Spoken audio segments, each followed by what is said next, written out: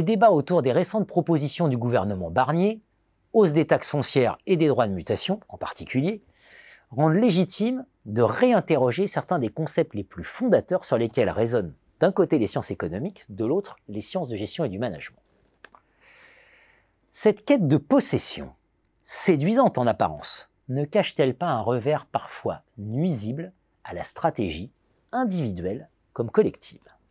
Le droit de propriété privée constitue la pierre angulaire du capitalisme et des démocraties libérales. Associant liberté économique et liberté politique, il agit en théorie comme un levier d'inégalité positive, un moteur pour l'ambition, la compétition et idéalement, au moins en théorie, l'innovation. Pourtant, ce fondement du système peut aussi devenir un frein lorsque l'obsession pour la possession prend le pas sur la souplesse stratégique. Longtemps érigée en idéal, l'accession à la propriété immobilière a ainsi été présentée comme une voie vers l'émancipation. Des figures politiques comme Margaret Thatcher ou Nicolas Sarkozy en ont fait un axe majeur de leur politique, vantant une société de propriétaires. Niall Ferguson, historien à Harvard, rappelle dans L'irrésistible ascension de l'argent que rendre les citoyens propriétaires présentait d'abord l'intérêt politique de nourrir un conservatisme naturel.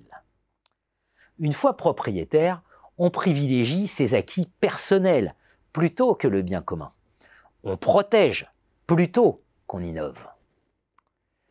Les récentes mesures fiscales, comme la hausse des taxes foncières, soulignent cependant les coûts de cette liberté supposée ou postulée. Les propriétaires sont loin d'être souverains.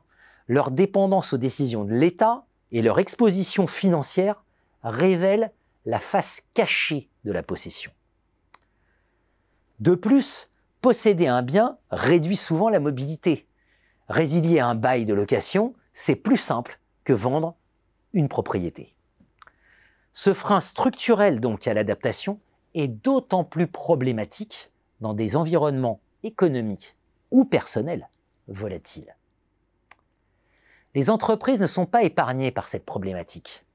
Beaucoup tombent dans le piège de l'accumulation d'actifs, qu'il s'agisse d'immobilier, d'équipements ou tout simplement d'une structure d'entreprise finalement trop lourde. Cette rigidité, évidemment rassurante en période stable, devient un handicap en cas de crise ou de retournement de conjoncture. La possession excessive peut même transformer des dirigeants en des sortes de gestionnaires fusionnels, trop attachés à leur entreprise, pour adapter leur stratégie avec l'agilité requise. À l'inverse, les acteurs qui privilégient l'accès sur la possession ont souvent mieux su tirer parti des évolutions, en particulier technologiques. Airbnb, par exemple, a révolutionné l'industrie de l'hôtellerie en misant sur la location et le partage et non pas sur la possession d'un parc immobilier. Cette approche, fondée sur l'économie de l'usage, démontre qu'accéder à des actifs peut suffire à générer de la valeur. Les recherches en stratégie, business model, montrent clairement qu'une accumulation d'actifs n'est pas toujours nécessaire pour innover, créer, capturer de la valeur. Il ne s'agit donc pas ici de nier l'importance du droit de propriété, fondement de la liberté quand même, mais de réfléchir à ses implications pratiques et symboliques. La possession offre évidemment des avantages, mais elle s'accompagne de responsabilités qui sont lourdes et qui peuvent devenir handicapantes. Ce paradoxe, largement analysé depuis Pierre-Joseph Proudhon qui qualifiait la propriété de vol, invite à réévaluer nos priorités. La véritable liberté économique passe peut-être moins par une accumulation frénétique que par une capacité à s'affranchir d'abord du poids de nos biens matériels.